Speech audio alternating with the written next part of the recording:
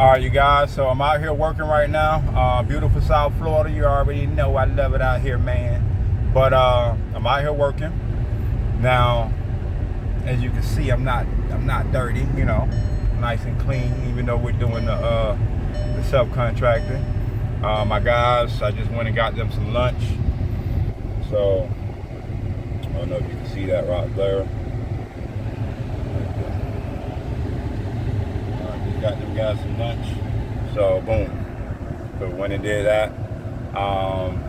So basically, we got a job. This job cost me less than $50 to get, and we charged $2,000 for the job. And the guy gave us cash the first day we got there, up front, half of it. And he was trying to give me the other half right now, even though we haven't even finished the job. So, and this is subcontracting. This is something that's doable. I'm out here in the middle of the day. It's beautiful out here. Let me see. Beautiful out here in Florida, Palm Beach. Beautiful day. So I'm out here. I'm out here working, but not really working like I used to work, man. I used to be all dirty. Don't get it mistaken or twisted. I still get dirty. You know, I still get out there and get dirty and get it in, but this is not one of those days. You know, when I have to do it, I'll go do it for sure. But right now, you know, we're out here working. We have some guys that are doing their thing. They're working, making their money, you know. They're out here doing the job. And I don't have to do anything. You know, I just bringing them lunch right now. Go take a few pictures of the job, make sure things are getting done. Oh, I think I just missed my turn. Making sure things are getting, yeah, I did. Fudge. See if I can go this way. Oh, no. So yeah, let me get off this this thing talking. But yeah, so just to let you know, it's just a game changer, man, when you have your own business and you subcontract. You're just a game changer as far as getting the work in and not being the you know, you having more time to yourself. You know, I still have more time to do the things I need to. Later on, I'll probably go pick up my daughter. Even stuff like that, man, in the middle of the day. I can go see my daughter, pick her up, take her out. Just the other day we went out. I'll show you some videos of that later. We went out to the park, Lion Country Safari, had her feeding the giraffes, you know, in the middle of the day. It was like a Tuesday, or today is a Tuesday as a matter of fact, but it was like a Tuesday or Wednesday in the middle of the day when everybody's either in school. You know, my daughter's only 3, so everybody's either in school or doing something else, you know. So let me get off this so I can make sure I get my turn again. I missed my turn, but yeah, let me go take these guys this food, and then I'll show you some video of the job when we get there. Now I do want to say something too. I want to make sure you guys understand that yeah, I'm out here. I'm not getting dirty right now, but in the beginning, it was me doing all the work by myself. Or maybe, you know, if I didn't, I would grab a helper and we would come do this stuff. So people don't know how to drive, man. What's wrong with these people, bro? But anyway,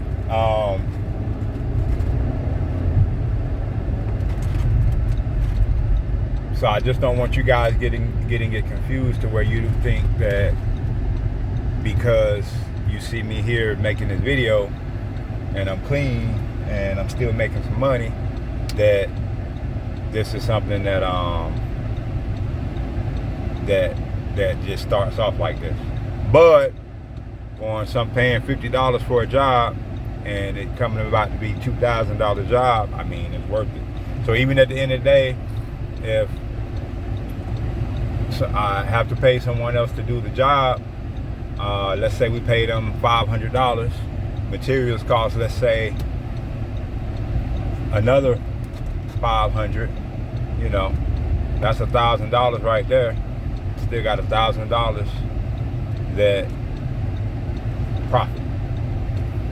That's more than some people make in a week, and that's a day, you know, that's being made, you know, a day. So you just make sure you get always keep going out and doing estimates and getting more jobs and keep this money going. All right, I'm about to pull into the place now, as a matter of fact. We're driving through this little spot. Florida, baby, we in Florida. This is a trailer park home. Guy needed some work done. And you know, just a little patching here and there, not nothing structural or crazy, but just some little handyman work. And we're out here doing it, getting it in. All right, so I went in, delivered lunch to my guys, checked on them, took a few photos, made sure they're doing the right things, which they are. They're always on point. That's another thing you want to make sure of. Check on your guys from time to time, even though I know they know what they're doing, and they're beasts and they're great and they do the great job. Sometimes, you know, you still want to pop up on them and let them know, you know, you're there. Just make sure everything's going to be all right. All right, so you have to keep a certain standard of work. That's another thing too. You have to maintain your standard. Always overperform.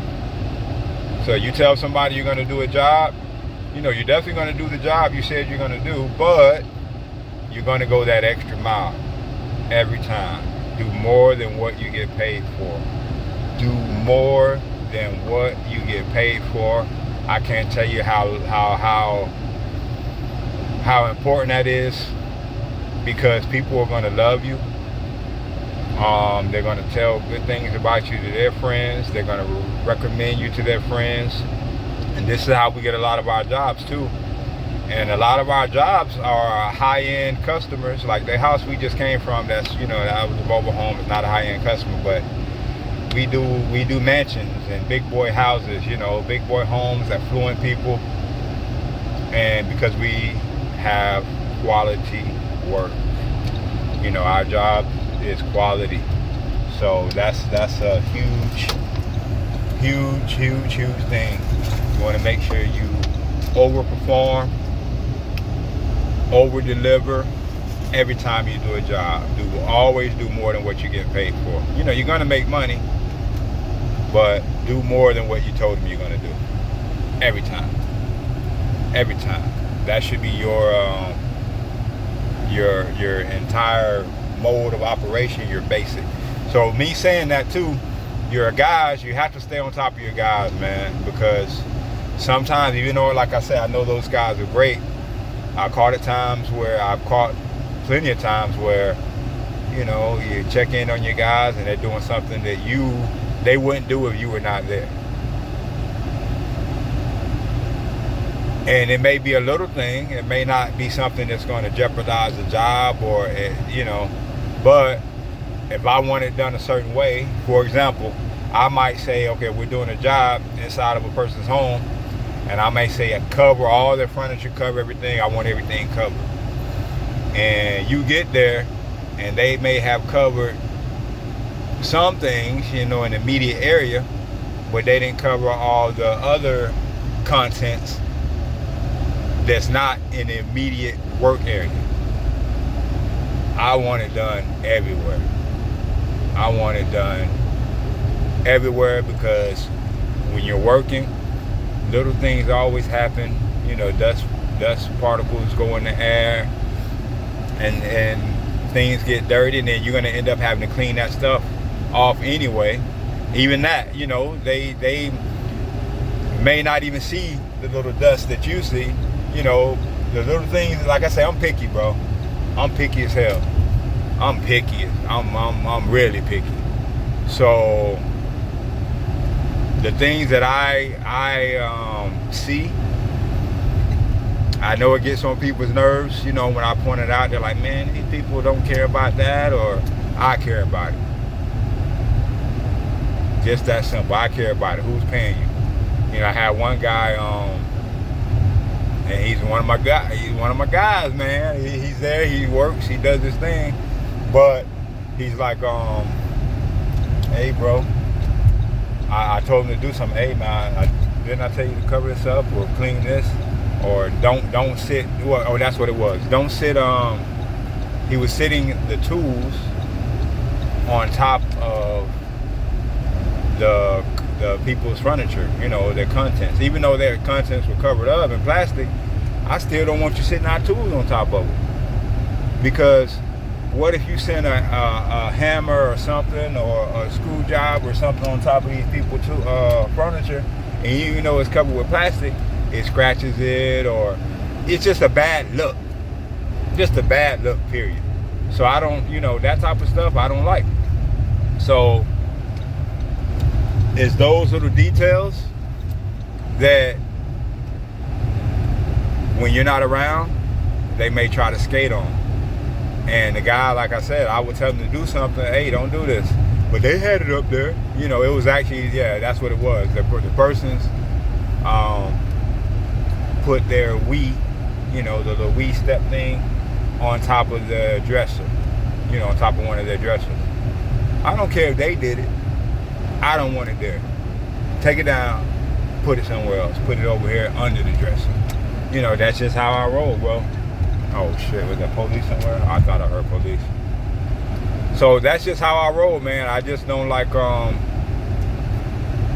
even when the people come in the house, even though they may have sat something, oh, that's okay, you can do this.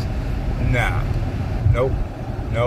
Even a lot of times, another thing coming up, when you're working, like I do storm work as well, where we chase storms and we go out of town, and you know, the hurricane, and we'll go and clean out the people's homes, and you know, throw away all the, because when people have a storm and you can see the watermark in their homes where the water was sitting like 4 feet up. You know, you can see the water line 4 feet up where the water level was. And when the water recedes, there's mud, soot, all kind of, you know, dirt and things that are there from outside, sewage, like disgusting. You know, all that stuff gets mixed in. It's a storm, so it's, you know, the storms don't discriminate. You know, they flood everything comes in your house. So you get all kind of stuff. People have lake water and stuff inside the pots, inside the cabinets. So all that stuff is coming out. You're taking it out. So a lot of these things people are throwing away, and it's trash. But some things, you know, they may be able to save, but most of the messed stuff you're gonna throw away.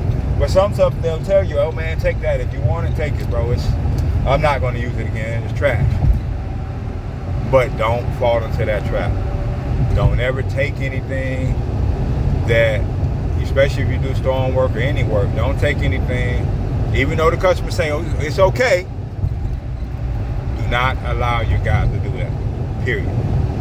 Because it kills the confusion of what if something does happen and something comes up missing, then the people said, you know, they could have it, but now they might have changed their mind, or the person might have took something that they didn't say they could have. You know, when the people say you can have everything in this closet, and it's something that the person was like, oh man, no, I didn't want them to take that.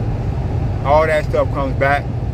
So to cut down any confusion, to cut down any issues, any problems, do not allow your guys to accept things from the customers that they're throwing away. It is what it is. That's just how I run my operation. That's something I would advise you to listen to, because when you get to the storms, man, it's a whole different animal. Storm chasing is fun. It's fun because you get to see different places. I've been in Louisiana, Mississippi, Alabama, North, South Carolina, St. Louis, Missouri, Illinois, Texas, all different places, you know, and it's all because of working, you know, with the storm chasing. So it's fun because you get to go different places, you get to see different parts of the United States. But, you know, little things like I'm telling you now, you want to be careful of, so you don't, you know, just little things to avoid so it doesn't cause any confusion later. All right, so that's a big tip. This video is getting kind of long. I'm already right now at 10 minutes. It's probably going to be longer than that. So let me just cut this one off for now. And then I'll see you on the next video. I think my next topic, we're going to talk about, you know, when you're storm chasing, just the people you meet. So that's a good one too. Yeah.